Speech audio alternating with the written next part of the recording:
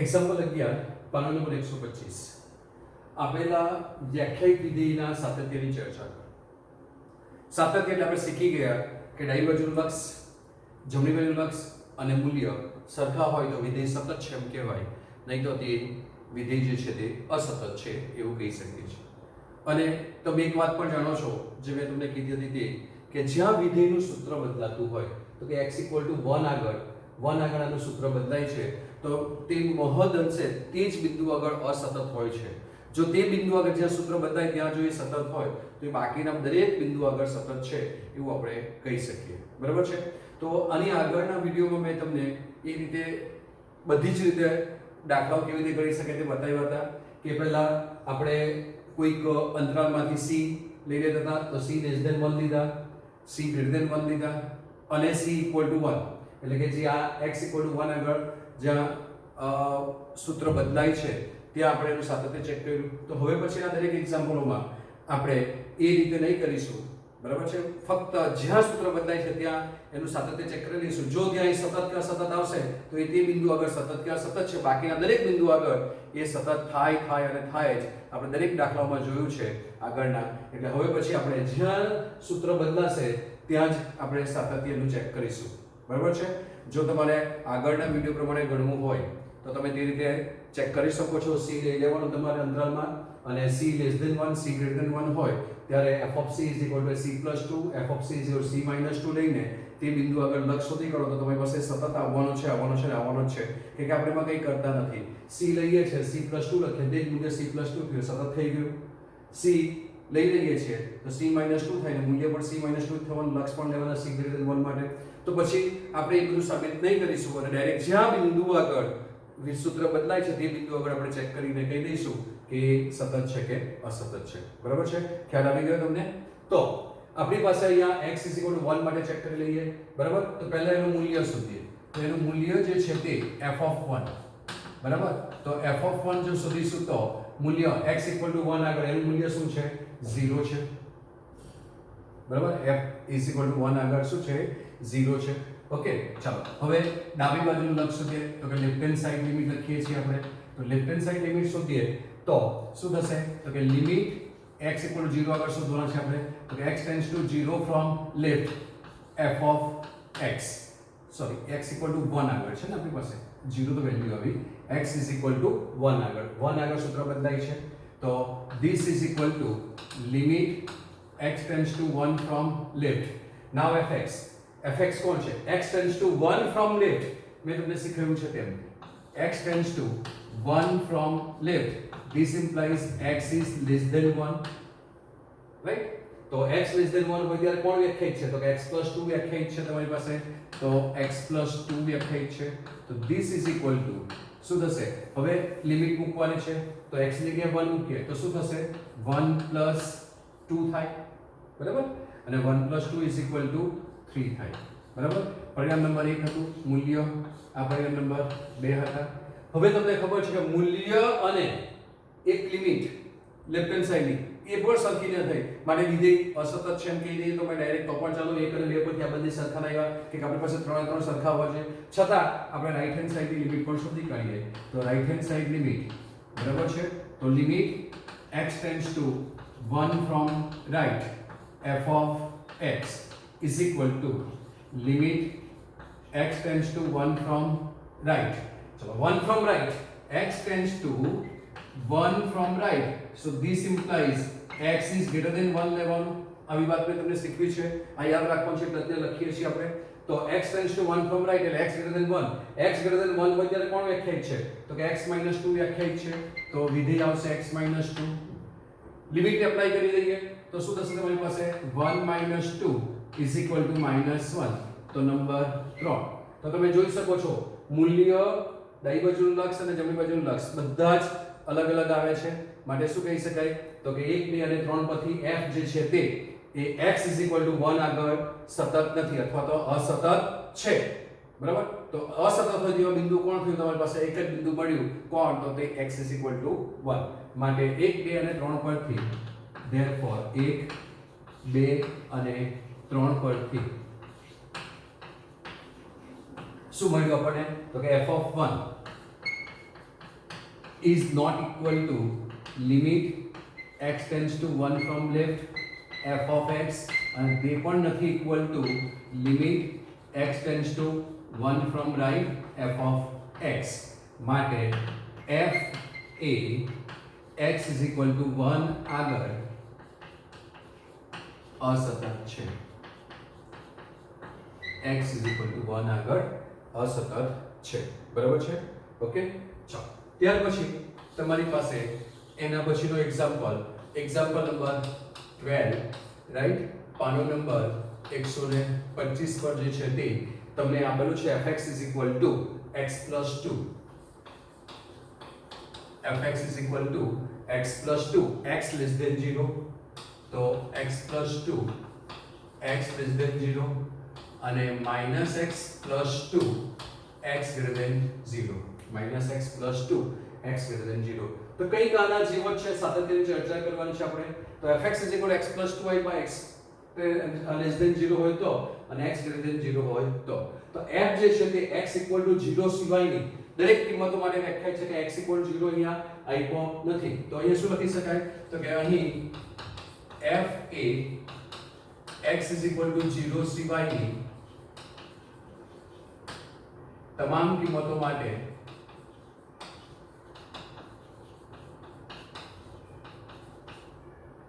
વ્યાખ્યાયિત છે. તો 0 આગળ તમારી પાસે સૂત્ર બદલાય છે, લેસ ધેન 0 થઈ જાય છે એટલે ગ્રેટર ધેન 0 થઈ જાય છે. તો લેસ ધેન 0 ગ્રેટર ધેન 0 થાય સૂત્ર બદલાય છે. તો આપણે x equal to 0 આગળ એને શોધી કાઢીએ, ડાબી બાજુનું લક્ષ અને જમણી બાજુનું લક્ષ શોધી કાઢીએ. તો limit x tends to 0 from left, તો આપણે પહેલા લેફ્ટ હેન્ડ સાઈડ લિમિટ શોધીએ છીએ. તો લેફ્ટ હેન્ડ સાઈડ લિમિટ શોધી કાઢીએ. f of x is equal to limit x tends to 0 from left. Now x tends to 0 from left, x tends to 0 from left, બરાબર છે? તો x tends to 0 from left, that means x is less than 0. So x is less than 0, this implies, so x less than 0 હોય ત્યારે કોણ વ્યાખ્યાયિત છે fx તરીકે? તો x less than 0 હોય ત્યારે તમે fx જે વ્યાખ્યાયિત કરીને આપ્યું છે તમે જોઈ શકો એ કોણ છે? તો કે x plus 2. હવે x ની જગ્યાએ 0 મૂકી દઈએ, લિમિટ એપ્લાય કરીએ તો 0 plus 2 is equal to શું થાય? 2, બરાબર છે? અને રાઈટ હેન્ડ સાઈડ લિમિટ શોધીએ. તો કે right hand side limit x tends to 0 from right f of x is equal to limit x tends to 0 from right અને f of x. Now limit x tends to 0 from right, x tends to 0 from right, so x tends to 0 from right, this implies x is greater than 0. Now x is greater than 0, that is વ્યાખ્યાયિત કરી દઈ છે minus x plus 2, so minus x plus 2 વ્યાખ્યાયિત છે. હવે limit apply કરો, x ની જગ્યાએ 0 મૂકી દઈએ તો સરળ છે તમારા માટે. તો this is 0 plus 2, right, is equal to 2, બરાબર? તો તમે જોઈ શકો કે લેફ્ટ હેન્ડ સાઈડ લિમિટ અને રાઈટ હેન્ડ સાઈડ લિમિટ બંને કેવા થયા? સરખા. માટે લક્ષનું અસ્તિત્વ છે, મીન્સ કે વિધેય કેવું છે? સતત છે. કે x equal to 0 માટે તો વ્યાખ્યાયિત જ નથી, માટે વિધેય એના પ્રદેશ પર સતત છે એવું કહી શકાય. દરેક બિંદુ આગળ કેવું છે? સતત છે, બરાબર? therefore limit x tends to 0 from left fx is equal to limit x tends to 0 from right fx, બરાબર? માટે f A x is equal to 0 આગળ સતત છે, બરાબર? એટલે કે 0 સિવાય તમારી પાસે વ્યાખ્યા હતું કે તમામ કિંમતો વ્યાખ્યાત હતું. માટે f એ શું થશે? તો કે દરેક બિંદુ આગળ વ્યાખ્યાયિત થઈ જશે. એના પ્રદેશ પરના જે કોઈ બિંદુઓ છે તે દરેક બિંદુઓમાં એ વ્યાખ્યાયિત થશે લેસ ધેન 0 અને ગ્રેટર ધેન 0 માટે લક્ષ અસ્તિત્વ ધરાવે છે. માટે f એ એના પ્રદેશ ના દરેક બિંદુ આગળ, બરાબર? પ્રદેશના પ્રત્યેક બિંદુ આગળ એ પ્રદેશના પ્રત્યેક બિંદુ આગળ પ્રદેશના પ્રત્યેક બિંદુ આગળ સતત છે, બરાબર? તમે આ રીતે કહી શકો છો. એક્ઝામ્પલ નંબર 13, પાનો નંબર 126. વિધેય આપેલું છે fx is equal to x, x greater equal to 0 અને x square x less than 0. વિધેય એ દરેક x ની કિંમતો માટે વ્યાખ્યાયિત છે. અને જ્યાં સૂત્ર બદલાય છે ત્યાં આપણે ચેક કરી લઈએ કે આપણને ખબર છે કે સૂત્ર બદલાય ત્યાં જે મહદઅંશે અસતત હોય, બાકી દરેક બિંદુ આગળ સતત હોય અને હોય જ. કે કશે આપણી પાસે જમ્પ આવે એવા કોઈ ગ્રાફો આવતા નથી. બરાબર? તો આપણે x = 0 માટે ચેક કરી લઈએ. તો પહેલા શોધીએ મૂલ્ય. તો મૂલ્ય જે છે તે x = 0 આગળ એટલે આપણે f શોધીશું. તો f આગળ વિધેય વ્યાખ્યાયિત થયું છે તે = 0 અહીંયા છે એટલે x, તો x ની જગ્યાએ 0 મૂકીએ એટલે જવાબ આવશે 0. પરિણામ નંબર 1. પછી ડાબી બાજુનું લક્ષ શોધીએ, લેફ્ટ હેન્ડ સાઈડ લિમિટ શોધીએ. તો limit x → 0 from left f of x is equal to limit x → 0 from left. હવે તમને ખ્યાલ આવી ગયો હશે, છતાં પણ આપણે લખીએ છીએ કે x → 0 from left, this implies x is less than 0. Now x is less than 0, x less than 0 હોય ત્યારે આ વિધેય વ્યાખ્યાયિત થયું છે એટલે કોણ છે તો કે તે x નો વર્ગ છે અને લિમિટ એપ્લાય કરીને x ની જગ્યાએ 0 મૂકીએ તો જવાબ આવશે 0. પરિણામ નંબર 2. ત્યાર પછી right hand side limit x → 0 from right f of x is equal to limit x → 0 from right fx. x → 0 from right, that is x greater than 0, right? તમને ખ્યાલ જ છે x → 0 from right, this implies x is greater than 0 અને x greater than 0 હોય ત્યારે વિધેય વ્યાખ્યાયિત થયું છે આ ઇક્વલ ટુ પણ છે અને ગ્રેટર ધેન પણ છે એટલે તમારી પાસે વિધેય આવશે અહીંયા x ની જગ્યાએ 0 મૂકીએ તો 0. નંબર 3. તો તમે પરિણામ નંબર 1, 2 અને 3 પરથી જોઈ શકો 3 ની કિંમત કેવી છે? સતત છે. માટે f એ x = 0 આગળ સતત છે. માટે f એ હંમેશા દરેક બિંદુ આગળ સતત છે, કોઈ પણ બિંદુ આગળ એ અસતત નથી. બરાબર? માટે f એ x = 0 આગળ આપણે લખીએ 1, 2 અને 3 પરથી લખતા છે રવિ તે રીતે લખીએ. તો therefore 1, 2 અને 3 પરથી f એ x = 0 આગળ સતત છે. એનો અર્થ શું થયો કે f એ કોઈ પણ બિંદુ આગળ સતત છે, કશે પણ એ અસતત થયેલો બિંદુ મળતા નથી. માટે f એ અસતત થાય તેવા બિંદુઓ મળતા નથી. બરાબર છે? Question 5 page 130. fx = x where x less than or equal to 1 અને 5 જો x greater than 1 હોય તો આ દ્વારા વ્યાખ્યાયિત કોઈ વિધેય છે તે x = 0 આગળ સતત છે એવો સવાલ પૂછ્યો છે. બીજો સવાલ પૂછ્યો છે x = 1 આગળ સતત છે. ત્રીજો સવાલ એવો પૂછ્યો છે કે x = 2 આગળ તે સતત છે કે નહીં. બરાબર છે? તો ઇન શોર્ટ 3 એક્ઝામ્પલ તમારે સોલ્વ કરવાના છે. તો આપણે વારાફરતી એક લઈએ. પહેલા લઈએ આપણે x = 0 આગળ. બરાબર છે? તો x = 0 આગળ મૂલ્ય લઈએ.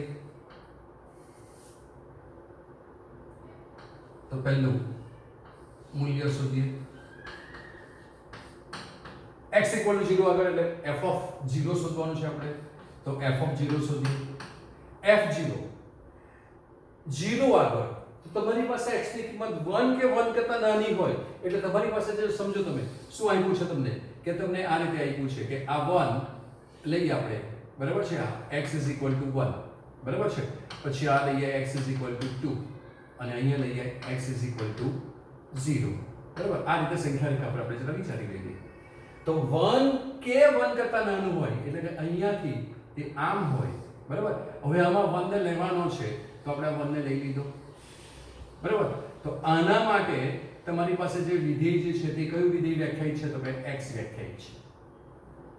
એના માટે વિધેય કયું વ્યાખ્યાયિત છે? x. અને x greater than 1 એટલે કે જ્યારે આ કિંમત લેવાની નથી. બરાબર?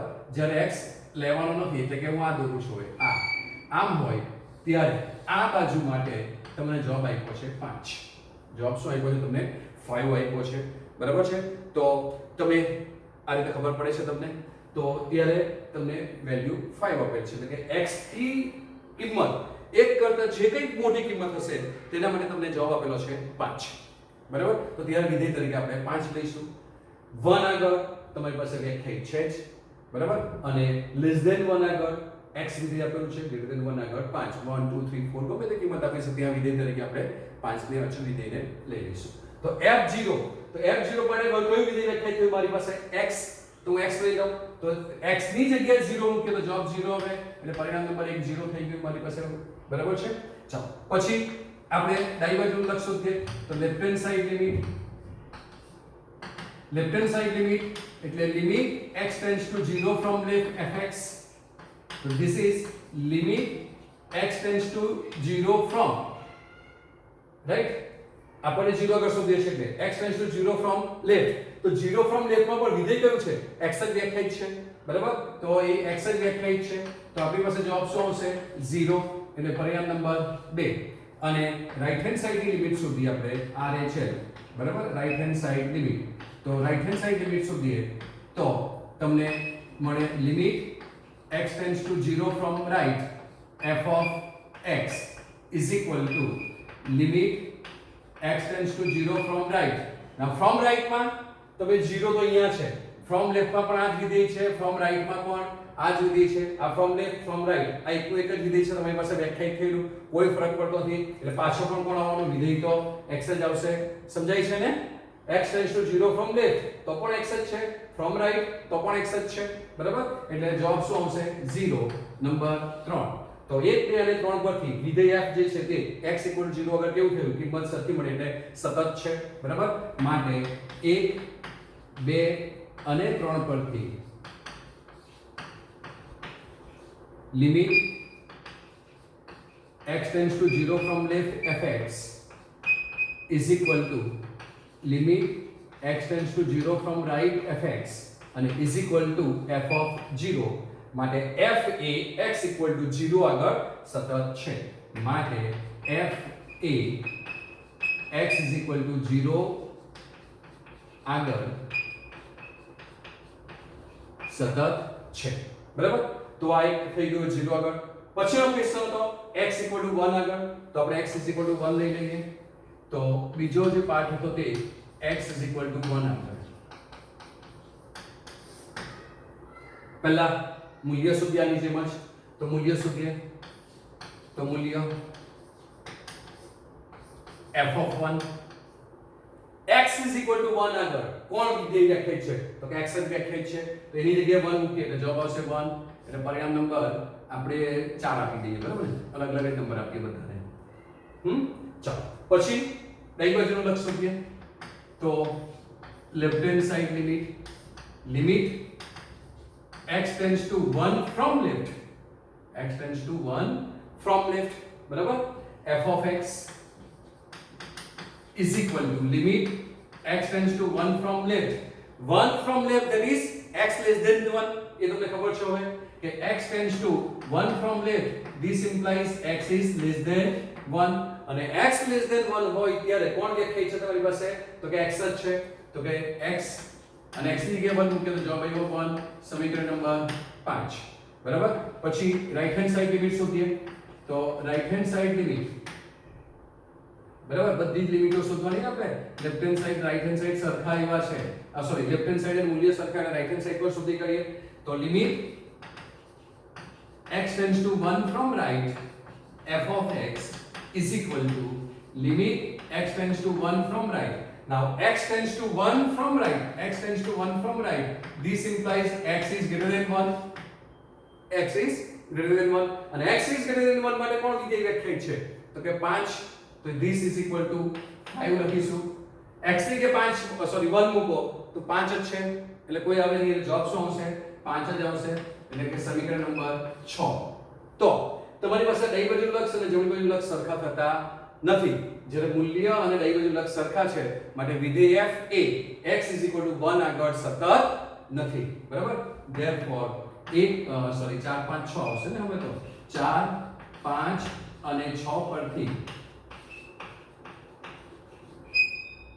Limit x tends to 1 from left fx is equal to f1. but એ કોણ નહીં થયો? રાઈટ સાઈડ લિમિટ સરખી ન થઈ.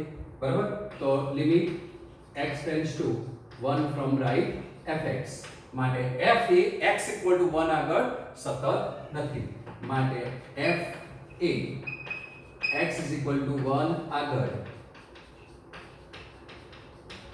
સતત નથી. બરાબર.